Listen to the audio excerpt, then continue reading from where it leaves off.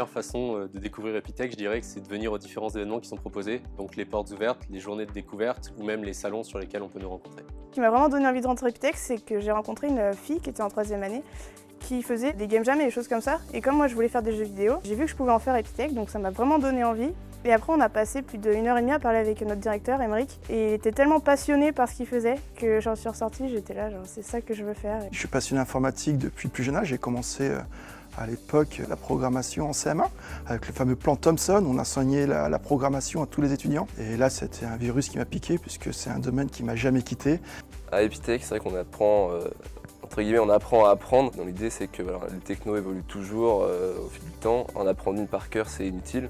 Par contre, ce qu'on a besoin de savoir faire, c'est s'intéresser aux technos et apprendre à les découvrir et à les manipuler. Mon rôle au sein d'Epitech, c'est d'aider les étudiants et de les accompagner au quotidien dans leur formation et dans leurs projets. Finalement, l'informatique, c'est pas apprendre des maths et ressortir des formules par cœur, c'est plutôt une conception, une manière de penser, une logique, etc.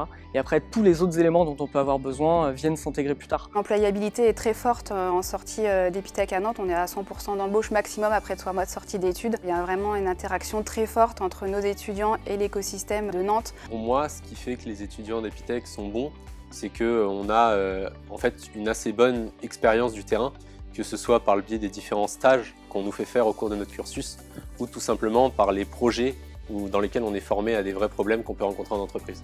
Avant, je ne m'imaginais pas aller dans une école d'informatique parce que disons que je n'avais pas eu la chance en fait, de toucher à ce genre de choses.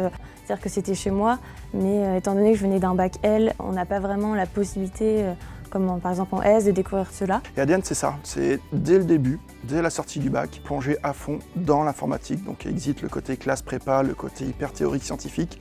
On se met à coder des projets d'abord en C, puis en C++, puis en Java, en développement mobile. Puis on met les mains dans le cambouis.